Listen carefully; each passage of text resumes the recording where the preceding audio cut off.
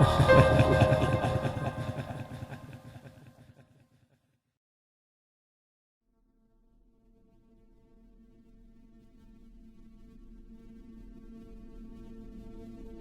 the closing of the 10th year of Valerie Ortega's mission to recover in its entirety a forgotten ancient ruin in Southeast Asia, when finances from Golden University were beginning to dwindle due to dying third-party interest, in December 1948, finally, his team stumbled into what must certainly have formerly been a royal catacomb. The gold-adorned walls and esteemed-looking glyphs decorating the crumbling remainder of a throne gave proof to this, as did the dull white-crowned mask which sat crookedly upon the throne. This catacomb was the first definitive discovery to separate this unknown ruin from other Asian cultures, with its hieroglyphics being markedly differentiated from any known Afro-Eurasian language subgroup. The mask, too, was undefinable in that its strange concaves could not be fitted into the work of any common culture. More suspicious indeed was the fact that until the discovery of the royal catacomb, the entire expanse of the ruin was stubbornly nondescript, with a building style such that it was impossible to determine who had constructed the place. Not a single artifact was left behind within the walls of the ruins save for the catacomb, nor could any skeletal remains be found, nor even a single engravement. It was entirely ambiguous and open to the widest speculation. However, the openness that allowed this discussion also stifled it for lack of any concrete substance to which one could cling for argument. The mask changed all of this. Valerie Ortega himself described it as pallid, unwelcoming, and innately forlorn, and spectacularly alien to this earth. The finding of the royal catacomb reignited Golden University's interest in Valerie's endeavor, and several third-party organizations who had once grown bored of the work competed against one another to contribute the greatest fund, in order to share in Valerie's glory should anything monumental be learned.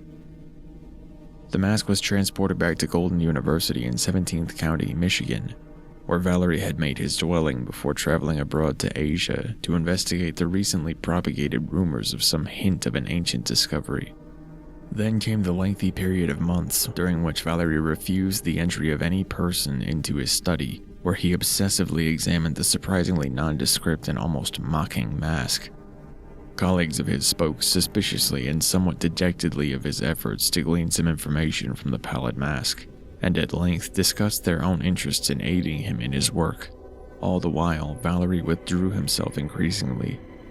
On the rare occasions that visitors briefly entered Valerie's study, it was noted with much awe that the entire dwelling of Valerie was flooded with stack upon stack of handwritten notes, bizarrely jotted down through the use of an ink quill rather than a pencil or pen.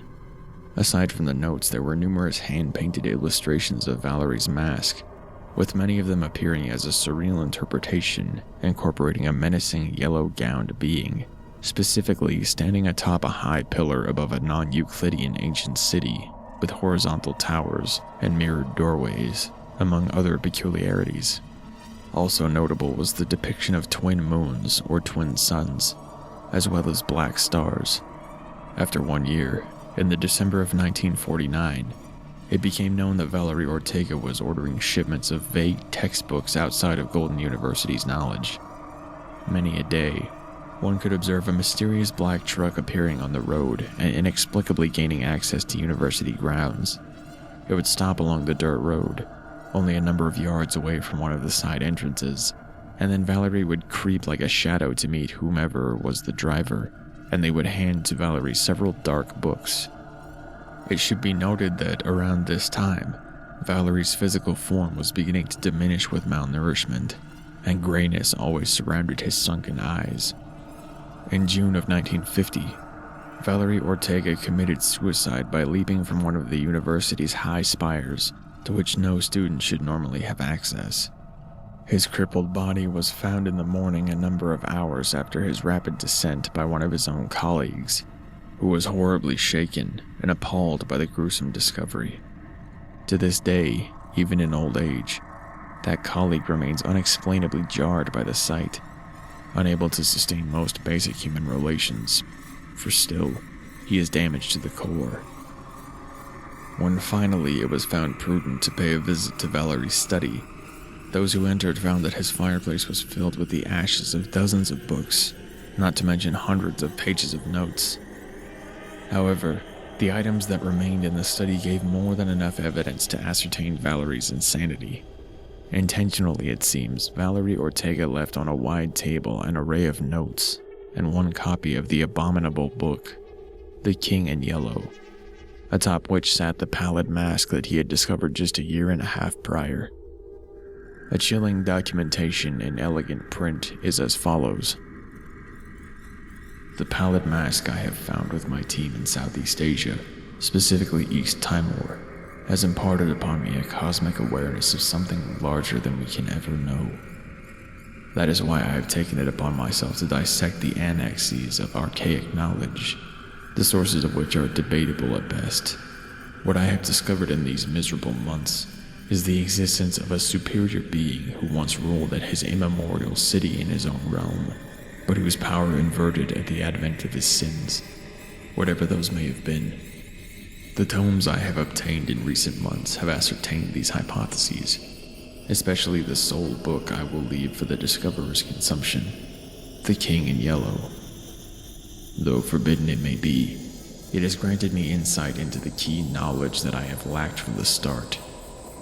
The words of Carcosa, the immemorial city, and the song of the Hyades, and the king's tattered yellow robes.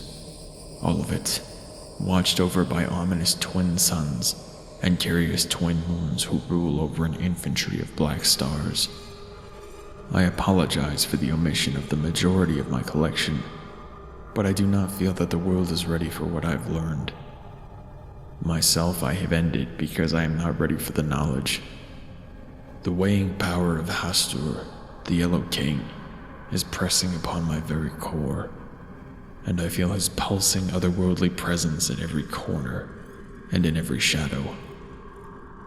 I know that my death will not relinquish his influence, but it will at least take him farther away from this world.